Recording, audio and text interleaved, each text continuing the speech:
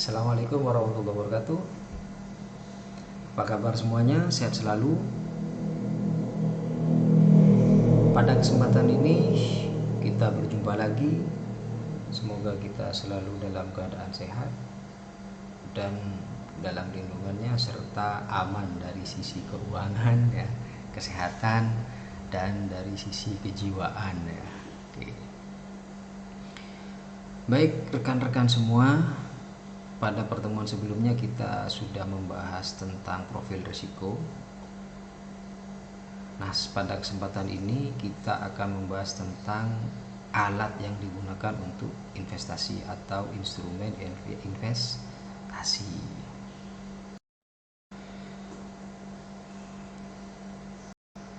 Instrumen investasi merupakan alat yang digunakan atau yang dipilih oleh investor untuk berinvestasi.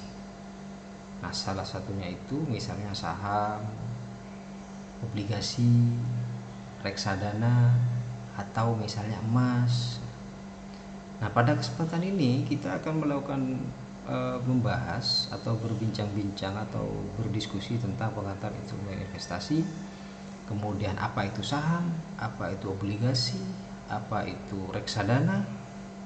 Terus kalau misalnya kita berinvestasi antara tiga yang disebutkan tadi itu dibandingkan dengan emas apa? Nah, itu kemudian akan kita bahas dalam perbandingan instrumen. Baru kemudian kita akan masuk pada kesimpulan. Secara definitif, pengantar instrumen investasi itu merupakan produk keuangan yang diberikan untuk mengembangkan kekayaan dari investor. Nah, salah satu tujuan dari instrumen investasi itu, kenapa harus ada alat yang digunakan untuk investasi, itu salah satu tujuannya adalah diversifikasi risiko. Jadi risikonya itu tidak fokus pada satu investasi itu. Jadi risikonya itu kan banyak gitu kan. Sehingga harus tidak langsung benar-benar mempengaruhi secara signifikan terhadap investasi yang dilakukan. Kemudian tujuan yang kedua yaitu mencapai tujuan keuangan. Kemudian selanjutnya adalah mengoptimalkan return, timbal baliknya itu maksimal gitu. Nah, ada beberapa alat atau instrumen untuk melakukan investasi. Yang pertama itu saham. Apa itu saham? Nah, saham itu adalah bukti kepemilikan terhadap modal dasar dari perusahaan gitu ya. Nah, apa keunggulan saham? Kenapa kita harus berinvestasi dalam bentuk saham? Keunggulannya itu potensi returnnya itu lebih tinggi, dividennya itu lebih tinggi.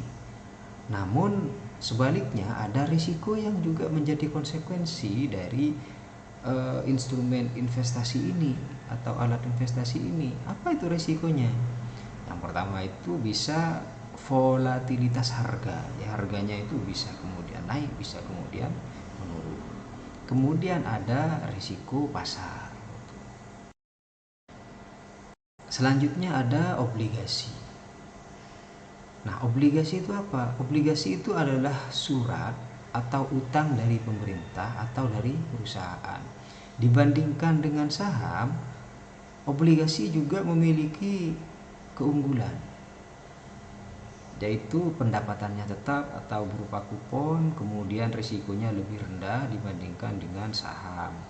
Namun, juga ada konsekuensi risiko yang harus ditanggung, yaitu gagal bayar atau risiko suku bunga misalnya. Kemudian yang ketiga ada reksadana. Nah, reksadana ini apa? Reksadana merupakan kumpulan dana investor yang dikelola oleh manajer investasi. Ada beberapa jenis reksadana. Yang pertama ada pasar uang, kemudian ada pendapatan tetap, atau ada campuran, atau ada yang berupa saham.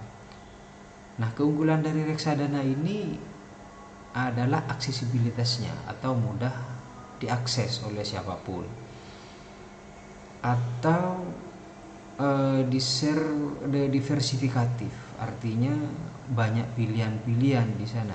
Kita mau reksadana di bidang apa gitu kan, apakah yang campuran atau hanya fokus pada pasar uang. Nah, kemudian yang selanjutnya instrumen investasi atau alat yang bisa digunakan untuk investasi ini biasanya jangka panjang, itu emas perhiasan atau emas yang logam mulia itu, yang antam itu ya.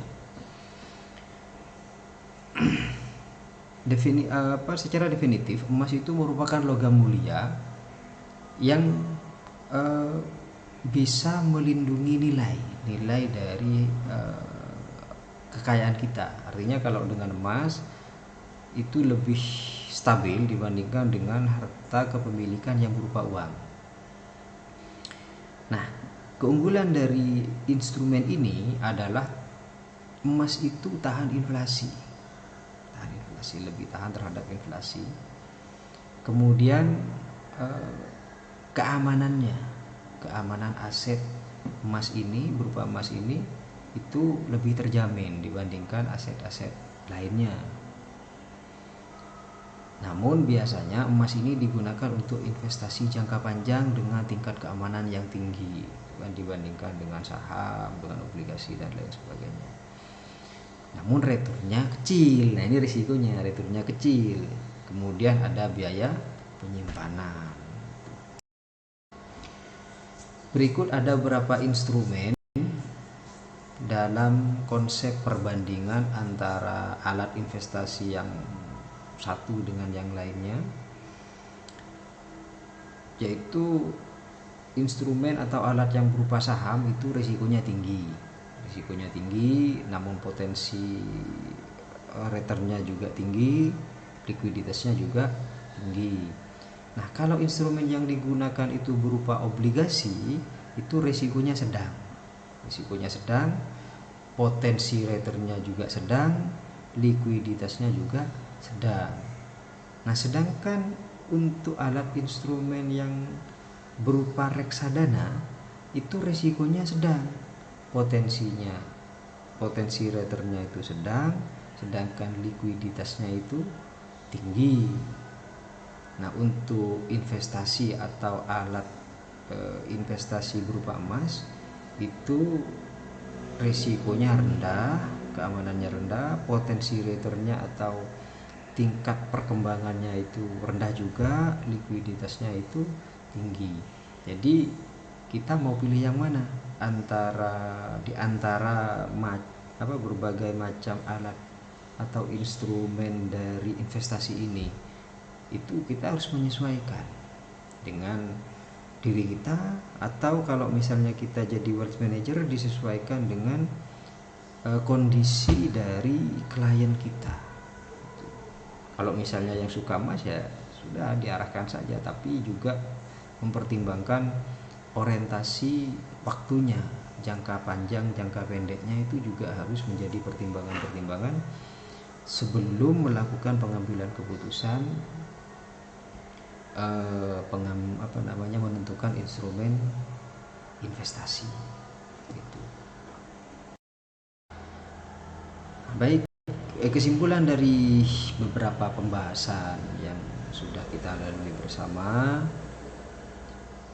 Yang pertama adalah setiap instrumen punya kelebihan dan kekurangan. Ada yang memiliki kelebihannya itu returnnya tinggi, tapi likuiditasnya tinggi juga. Ada yang tingkat returnnya rendah, keamanannya juga rendah, tapi likuiditasnya tinggi. Kemudian yang kedua, pilih sesuai dengan profil risiko dan tujuan investasi. Tujuan investasi jangka panjang, jangka pendek, atau jangka menengah, ya, berdasarkan jangka waktunya. jangka waktu saham misalnya, atau seperti obligasi dan pasar uang misalnya di bawah 3 tahun, 3 sampai 5 tahun, atau bahkan di atas 5 tahun tuh. Kemudian ada diversifikasi adalah kunci keberhasilan. Artinya tidak fokus pada satu investasi semata. Jadi kita menginvestasikan kekayaan atau keuangan yang kita miliki itu tidak hanya pada satu bidang investasi. Misalnya saham aja, obligasi enggak, jangan ya kan? Artinya tidak disarankan dalam konsep wealth management. Kita harus punya varian dalam melakukan atau dalam menentukan instrumen investasi, sehingga risikonya relatif lebih rendah dengan tingkat return yang bermacam-macam gitu kan. Jadi diversifikasi itu adalah kunci dari keberhasilan. Nah, ini ada quotes menarik ya sebelum kita akhiri pertemuan ini.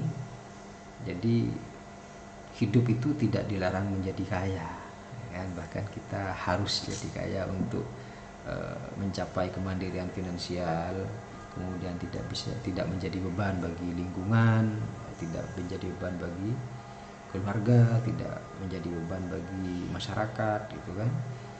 Nah, quotesnya itu adalah menjadi kaya lebih penting daripada hanya terlihat kaya. Apalagi terlihat kaya itu hanya dengan bergaya gitu ya. Kalau ada hal-hal yang perlu didiskusikan, mari kita diskusi. Kalau ada hal yang belum kita tanyakan, kita pahami, ayo kita sharing knowledge bersama. Semoga ada manfaatnya dari pertemuan ini sehingga bisa dijadikan pengalaman dan bisa dijadikan tambahan pengetahuan atau wawasan. Tentunya pembahasan dan pertemuan ini banyak kekurangannya, sehingga saya harapkan masukan dari rekan-rekan semua. Dan saya akhiri pertemuan ini dengan pembacaan alhamdulillah. Dan dari saya, Assalamualaikum warahmatullahi wabarakatuh.